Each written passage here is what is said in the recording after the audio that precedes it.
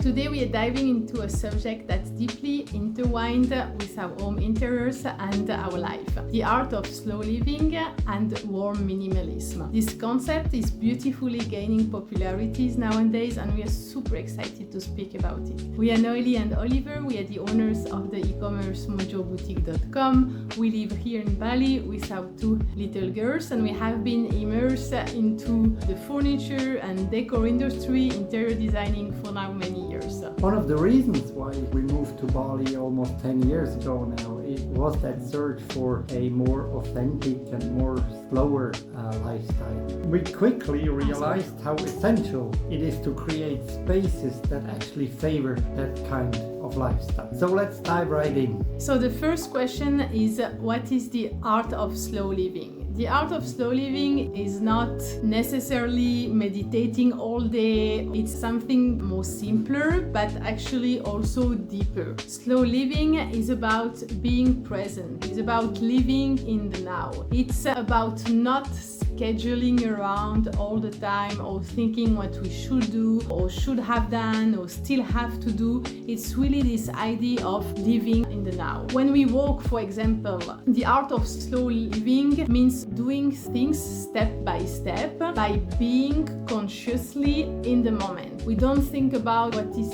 still on our to-do list. We focus really on the quality of what we are doing right now. There are many studies showing that this is a much more efficient way of working because humans are simply not made for multitasking or multi-thinking, let's even say. So slow living is really linked to that, is being present in the moment. This approach, it's very interesting because this approach is closely linked to the Japanese philosophy called Ikigai, which really means, among others, walking in your flow in the present, and this is also the way to be truly efficient, to enjoy and to have really a mindful, fulfilled moment and life in general. Now the link with warm minimalism. So a workplace, for example, any workplace, office, kitchen, any place where you intend to do a task and be in the moment, in the task, should be free of distractions. This means keeping it decluttered. It's not a place for holidays, pictures, or anything that might pull your thoughts away. Instead, your environment should soothe your mind,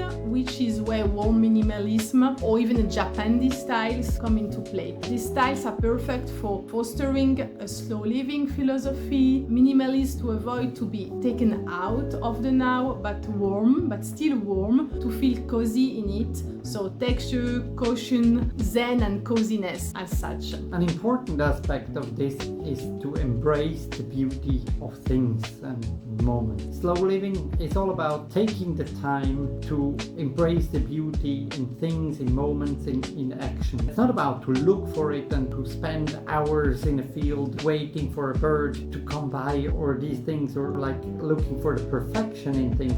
It's more about letting nice things in the everyday life getting to us.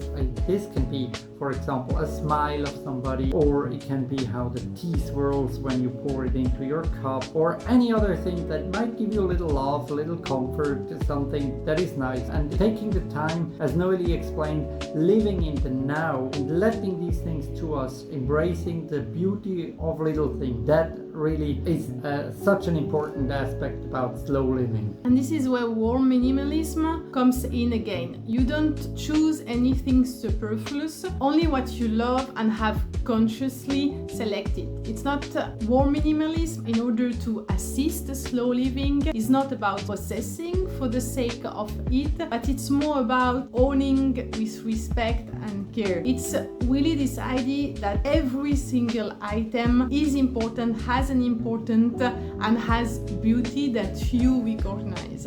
And it's really the best way to feel truly good and really, let's say, in harmony with your interior and to adopt this slow living philosophy. Slow living philosophy is not so clear in the name because in a sense slow is correct because it's taking the time to do something with quality and not rush and taking the time to observe beauty, but it's not slow in the sense that not being efficient. efficient. It's not slow in the sense that you're not efficient in the way you make your interior design or you walk, etc. And so it leads us to the third aspect of slow living and warm minimalism is disconnecting to reconnect. Everything we talk about so far isn't possible if we are constantly connected to our phones and the internet. We live in a society where these tools are essential. This is really clear and are also awesome to use, but we can choose how and when to use them. We are really not suggesting here at all that we all move to the countryside and live off the grid,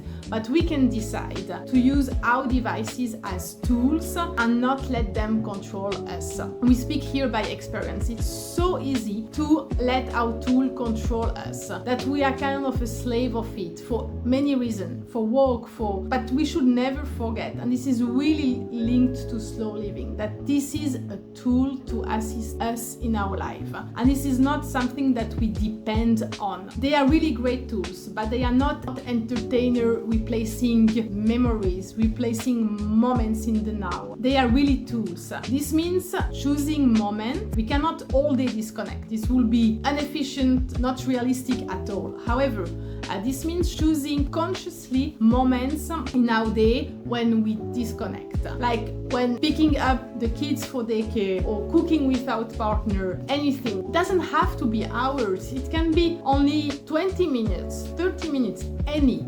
But this is really if you attract to this slow living philosophy but want to adopt it in a practical way and in your day-to-day life, then it is really consciously choose to disconnect, to be in the now, and at the end of the day, it's about creating memories. And no one make memories with a phone in the hand. I personally don't have any good memories or think I recall or anything that I'm proud about or I have good time, friends, family with a phone in the hand. I think that not only applies to the phone, it also applies to the TV. Let's not the TV dominate our lives, and that starts with the room it is in. If you can afford or can organize the way that you live, that the TV is not in your main living space, this is a good way to start or emphasize more the slow living aspect. If it is in another room or a place where you consciously go, switch it on and watch something, but it is not there in the center of your life, in your main living room, in your main kitchen, where you switch it on in the morning like almost automatically, then it has the tendency to become the thing that dominates you and is not,